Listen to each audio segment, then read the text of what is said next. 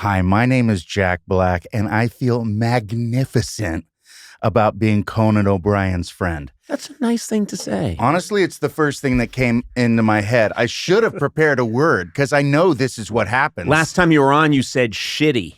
I said shitty? Yeah. And now it's magnificent? What happened? It's a fine line between shitty and magnificent. It's not a fine line. It's a broad line. It's a massive chasm. Well, shitty, I think I was going for the laugh, and magnificent, I was just going for my actual feelings in the moment. Oh, that's really sweet. That's really nice. And you're the first guy or woman who brought me an apple. You brought me an apple.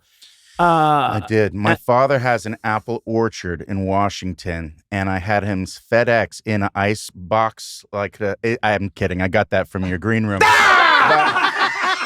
Damn! Oh my God, and honestly, I was going to eat it myself. But then as soon as I stepped in here, it's like, I'm giving it to Conan. Take your apple. Ow! Oh, yeah. You know what? Was there a second where you thought his dad really... I was on board that whole time. You know why? Because there's a kernel of truth. My father he did have an apple orchard. He switched over to grapes. Boo. Huh. Boo. It's hard work, farming. I boo. I don't know. I like to boo arbitrary things like, yay, grapes? apple, boo, grapes. 33. What So happened? now I'm thinking about how old my dad is. Born in 1941. Okay, I can do the math on that. He's Do it. 111. No, he's like 84. He's getting up there for farm work, but he's still living on the farm keeps him healthy. My dad, 95. No way. Yeah, and he spots people at the gym, that's what he does for a living. Great genes. Yeah. Well, it doesn't work out. His torso always falls off the minute he grabs the weight. Dude, spotting is no joke. You And he gotta be doesn't ready. bleed. Just a weird dust comes out. I'm telling you, they sew him back up and he's okay. Ooh, Yay. You gotta As respect jokes his go, that work was an ethic. apple. Listen, we're going to get a lot of good apple crunch going right now in this podcast. That's nice. Yeah. What do they call that? The thing the kids do now with the sounds? ASMR. What was I going for? You going for What did you say? synesthesia? Yeah, synesthesia. Or What's the one where a kid can't stand? Misophonia. Yeah, misophonia. Misophonia. Yeah. Is it misophonia? Uh, I don't know. That one. Me so Yeah. horny. Okay, I let it go. You know what I did? I saw it and I let it go. I saw it and I let it go, and you grabbed it, and that's the Full Metal difference. Jacket. That's right. I see what you're doing. Full Metal Jack Blacket. Me so honey. Yeah. Nice. Hey, That's exactly what I was doing. Jack, as you're chomping away on that apple like an animal, I mean, a horse. It's so good. A horse has more dignity eating an apple than you are right now. You're out of control. Also, I could have gotten A in this class if I had just let you think I got you this apple. But instead, I took it back. And you've angered me. And you've angered. I'm going to say worth it, though. Every Worth it? bite is another delicious explosion. You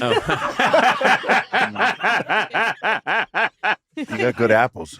This beard that your face has generated is insane. Look at that beard. That's a crazy real beard. man's And all beard. I'm wondering is how much food, because I'm looking at you eat the apple, and I think a third of the apple is going into the beard, Jack. So much of my food goes into my beard nowadays. It's funny. It's certain foods. Apples, I'm not going to get any apple in my beard. Maybe some apple juice. Yeah. But the food that gets in there, obviously, it's the soups. Yep. Anything that's got that you have to eat with a spoon is going to end up in my beard. Yeah. And people say, oh, it's great. I get to eat it later. It's not great. No. And whenever it happens, a lot of times I will go and take a shower right after a meal because the napkin won't get it off. You'll still have residue in the hairs. Did you just say residue? I did. What is that, the French form of residue? That's a liquid U. Residue. I did it on purpose. I like it. I like to use the liquid U. I like that you keep touching your beard, though, and running your fingers through it. It's like a sensual experience for you constantly. It is, and I know when I shave it, and that's coming soon, I'm going to miss the tactile experience of pulling on the beard. But I actually was planning on getting a little trim before I came in here because it's a little unruly. Yeah. And it's like, you know how you get split ends on your hair if you let it go too long into to untrimmed. Same deal with the beard. Now, there's a beard wax, I'm told. Yeah. You can put on would you ever try anything like that? Wax it up a little bit. I'm not against waxing. I'm impressed by the people that win the prizes for best beard and mustache, where they go It's curly mustache. cues. Don't say stop it. Stop just changing things arbitrarily. Mustache. It's a crutch. I do change words. I do enjoy changing words, and I don't know if you're going to break me of it today. No. But I have never used the wax because I like to run my fingers through it, and then my fingers would get all waxy. Yeah. But I have used the oil, the beard oil. Yeah. But I found out the hard way, you don't want to overdo it. Because I used some beard oil before a big concert in Germany. We played this festival called Rock and Ring. And there's like 100,000 people in the audience. They're not there to see us. They're there to see Metallica or whoever. And I put on a bunch of beard oil before because I wanted to be extra, I don't know. Oily. I wanted to be, I just wanted the beard to be looking Fierce. Yeah. fierce and rocking. And when I went back and watched the replay of the thing, they had recorded it.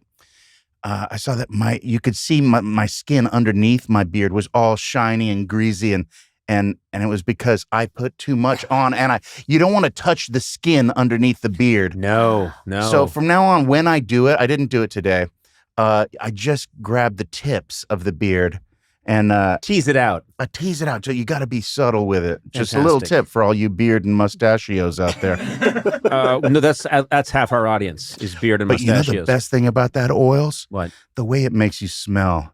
It's better than cologne because it's just a hint of like muskrat. I don't know what the different. Not muskrat. What is it? It's got a certain musk, is what you're trying to well, say. An there's animal different musk. flavors like sandalwood. Yeah. Or what's the one that's kind of minty but it smells like the forest? Pine. Okay, gee, take it easy. Jesus, Jack, it's just pine. Listen, first of all, you've got El Diablo eyebrows. They Okay. are pointed straight up, and you'll say like, what is that again? That when you're in the forest, pine. And suddenly a hellhound has come up and has attacked us to steal our souls, and you're just talking about pine scent. I love that you called my eyebrows El Diablo. El Diablo. They are El Diablo. I've always called them my Ernie Borgnines. Nice. When they start going out of control, when I get some stray hairs up there. But once again, I had someone coming over to my house to spruce me up before I came here. Yep. And I think our wires got crossed, and that did not happen. So I'm here in my completely unvarnished state, Yeah. straight out of the forest.